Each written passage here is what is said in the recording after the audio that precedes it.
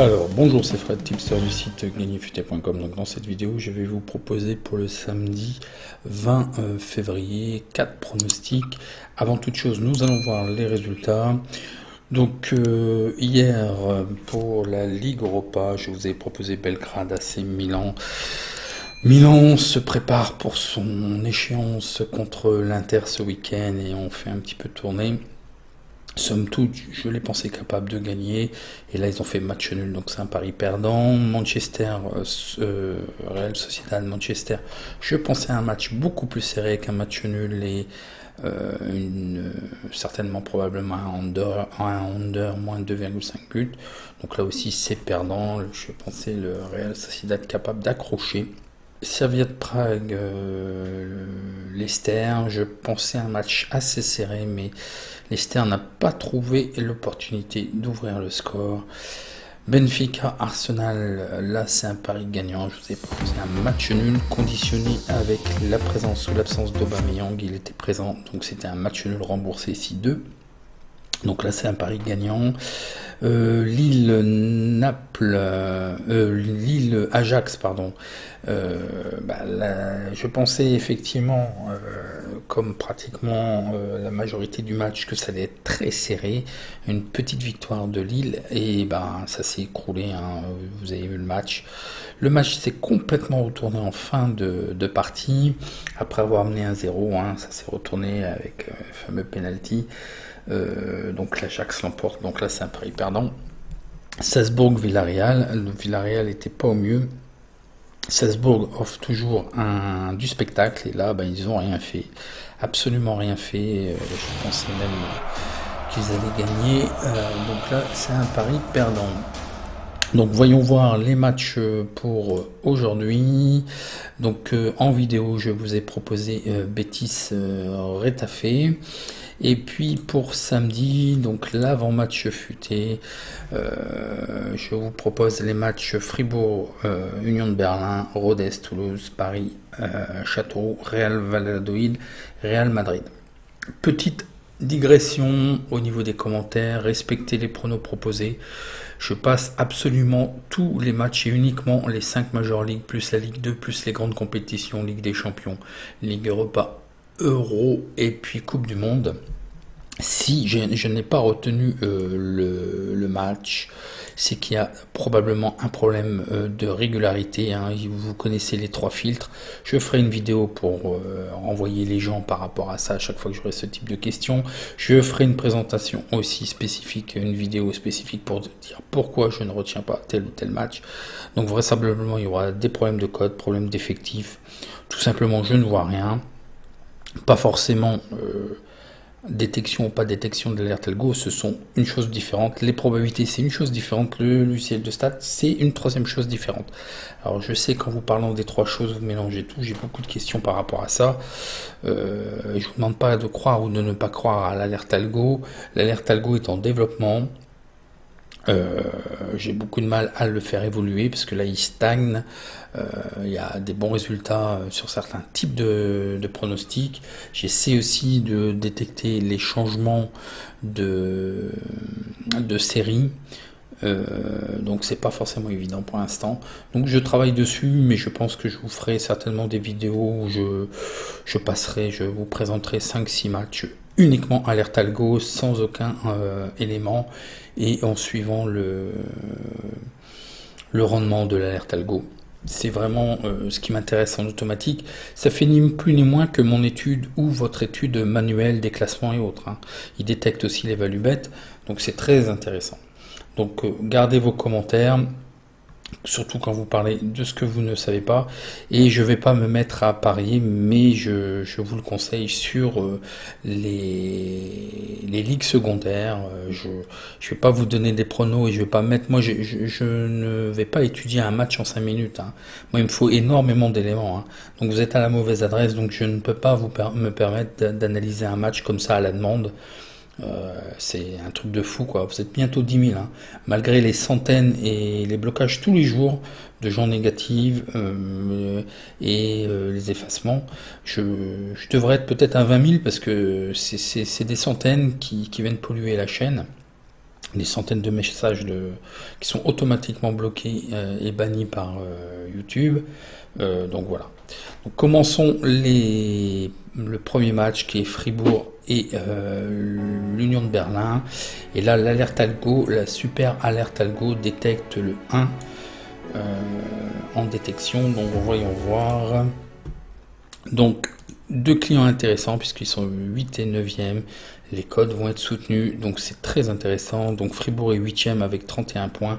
Ils ont 1844 points et le rating. Et Berlin à 30 points avec 1791 et le rating.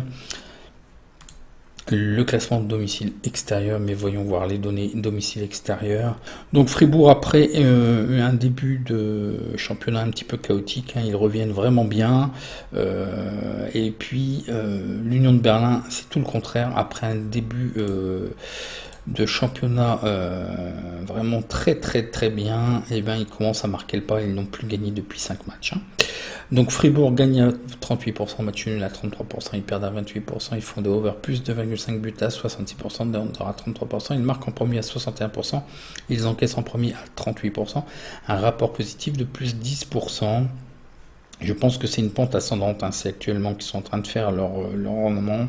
Et là, c'est le contraire, c'est tout le contraire. Berlin gagne à 33%, match nul à 42%, ils perdent à 23%, des over à 52%, des under à 47%. Ils marquent en premier à 61%, ils encaissent en premier à 38%. Et là, ça commence à être un rapport négatif, mais ils viennent de perdre ce rendement, je pense, sur les derniers matchs.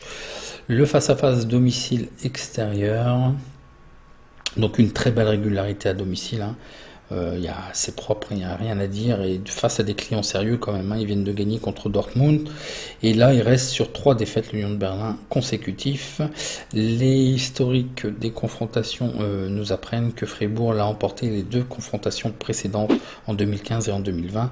Voyons voir les informations au niveau des effectifs. Donc il y a 6 joueurs blessés au côté Fribourg, un dispositif tactique probable en 3-4-2-1. Par contre, il n'y a pas vraiment de joueurs clés, ils sont interchangeables ou ce sont des doublures. Par contre, côté Union de Berlin, il y a 3 joueurs absents, donc 2 joueurs clés, un défenseur et un milieu de terrain, un dispositif tactique probable en 3-5-2. Voyons voir les statistiques particulières que je vous ai trouvées. Donc Fribourg est invaincu dans les 7 derniers matchs de toute compétition. Fribourg est invaincu dans 11 des 13 derniers matchs en Bundesliga. Dans leurs 14 derniers matchs à domicile de Bundesliga, Fribourg a marqué au moins une fois, donc il marque à chaque match. Fribourg a marqué 2 buts et plus lors de ses 7 derniers matchs de toute compétition confondue d'affilée à domicile. L'Union de Berlin a perdu ses 3 derniers matchs consécutifs à l'extérieur en Bundesliga, ça on l'a vu, et l'Union de Berlin a gagné seulement un de ses 7 derniers matchs. Donc ça ne gagne plus. Les probabilités, les 2 équipes marquent oui à 63%, ça fait une cote de 1,58 et les books nous proposent 1,67, donc c'est value. Les probabilités over-under nous proposent le under à 56%, et là c'est beaucoup trop limite. Les books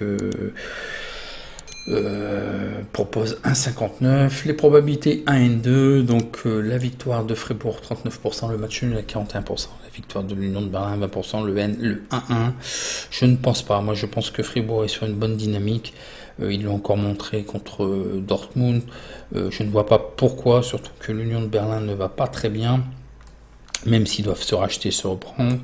Moi je ne peux pas même valider le match nul, pour moi c'est assez clair et net. Fribourg doit l'emporter sur ce match, une cote à 2,40, et oui, une énorme cote de 40.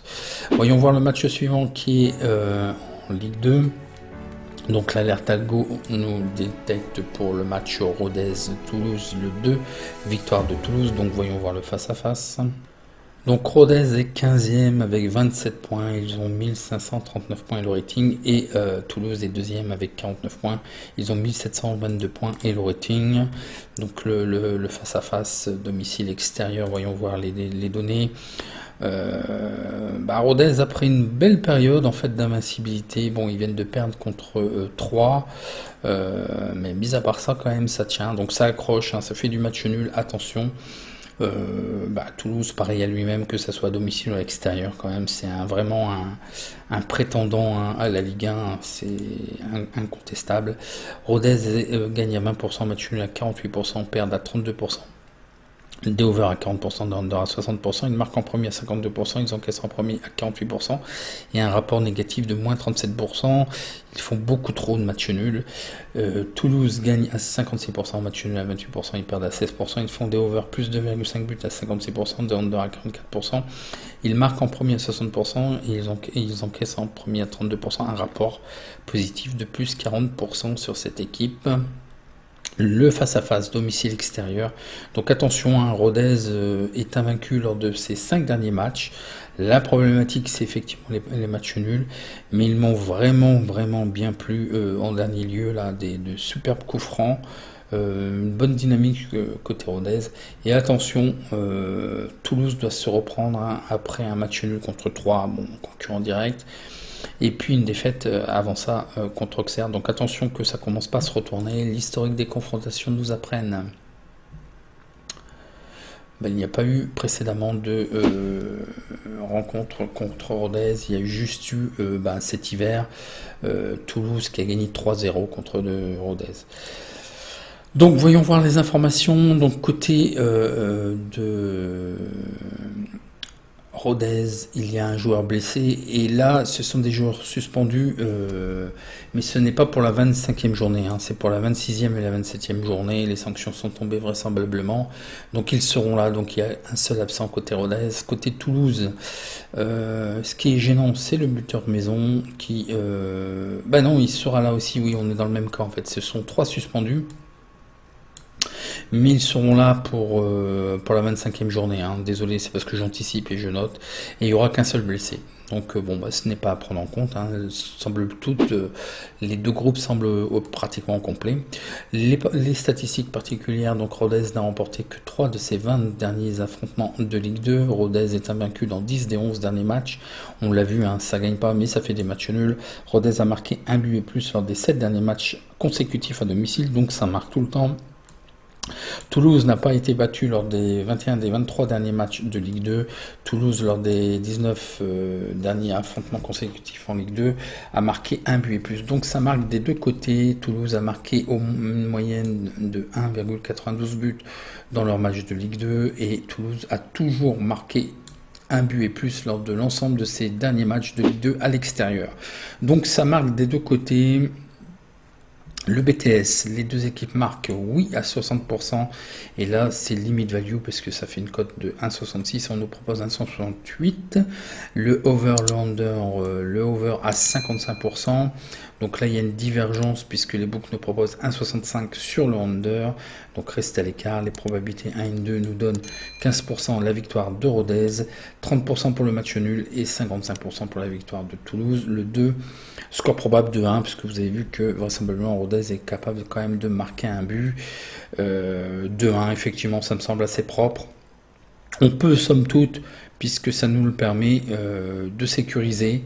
Je vois un petit peu un moins bien côté Toulouse, et Rodez a tendance à accrocher, donc je jouerai le match nul, remboursé 6-2, une cote équivalente de 1,70. Donc si vous voulez faire l'autre répartition, le 2 remboursé 6N, vous voyez, avec la calculatrice Ganifutée, faites taper linka.us/calcul, vous êtes directement dirigé vers cette calculatrice. Il y en a d'autres aussi. Le match suivant est Paris-Châteauroux. Donc l'alerte algo détecte le 1, victoire de Paris. Voyons voir le face-à-face. Alors Paris est 6e avec 38 points, ils ont 1541 points et le rating. Et Châteauroux, la lanterne rouge, avec 18 points, ils ont 1404 points et le rating. Les classements domicile extérieur. Et voyons voir les données. Donc attention, Paris doivent se reprendre, ils alternent, ils ne gagnent plus depuis 5 matchs, ça peut être une opportunité justement.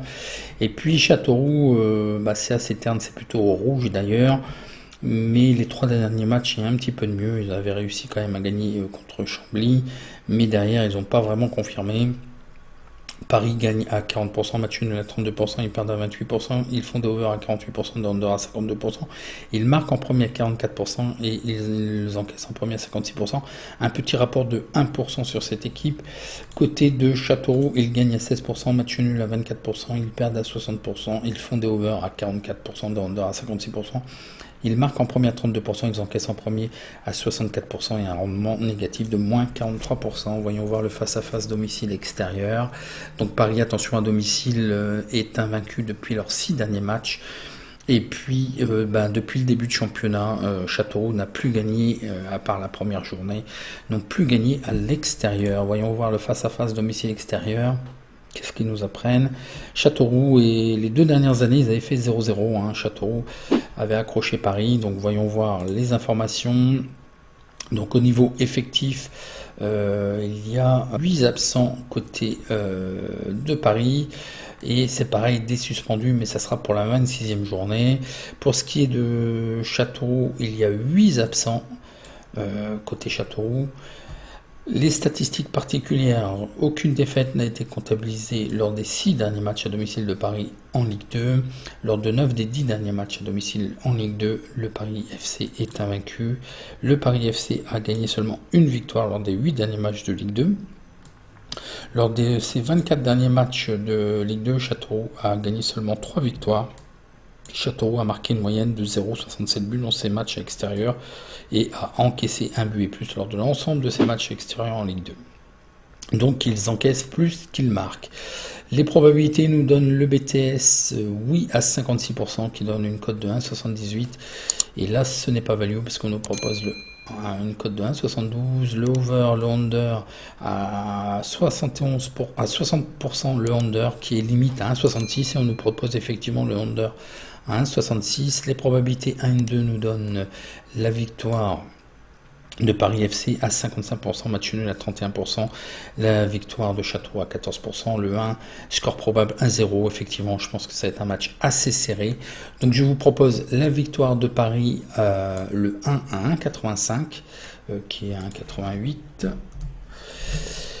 1,88 et le under qui on a vu limite. Alors vous pouvez si vous voulez le sécuriser, faire le 1, rembourser si under, envoyez avec la calculatrice linka.us /calcul. Voyons voir le dernier match qui est Real Valladolid contre le Real Madrid.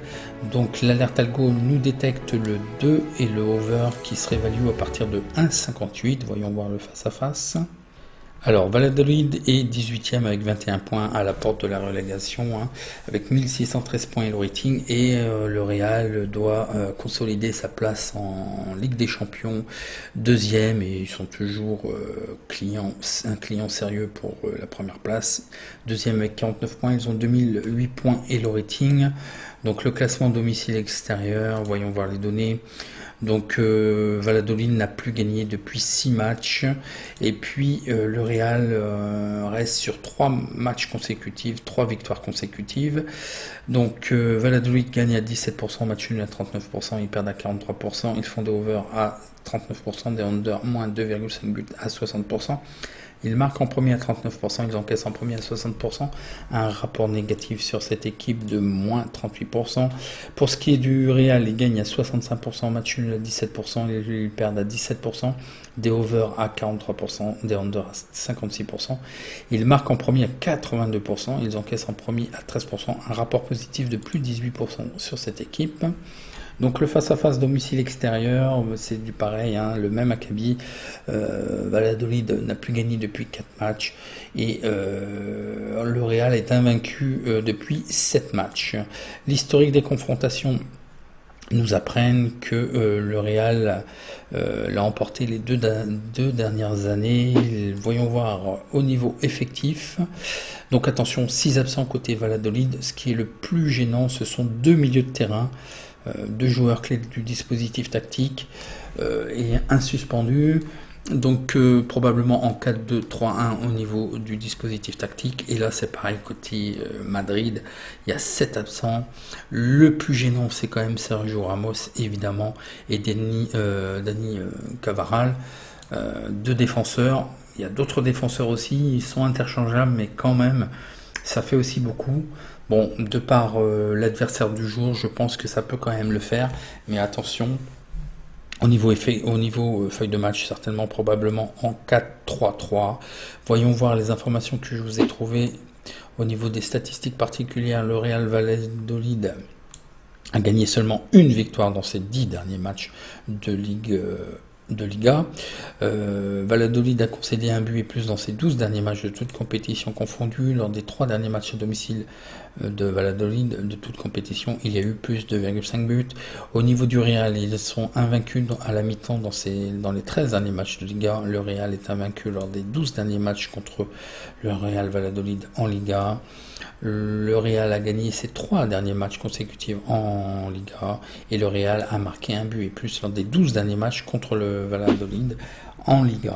Les probabilités nous donnent 70% pour les deux équipes marquent, ce qui est très value, c'est un peu étonnant, puisqu'on a une cote de 1,73 pour le oui, les deux équipes marquent. Pour ce qui est du over-under, c'est pareil, 73%, donc code value, hein. On nous propose un over à une cote de 1,62. Les probabilités 1-2 nous donnent la victoire de Valladolid à 12%, match nul à 23%, le Real à 65%, le 2, score probable 2-1, effectivement, de par les statistiques, on peut partir sur ça. Donc je vous propose tout simplement la victoire, le 2, la victoire du Real à une cote de 1,52. Donc voilà, un petit like si vous avez apprécié, je réponds à vos questions en commentaire et je vous donne rendez-vous dans la prochaine vidéo. Merci.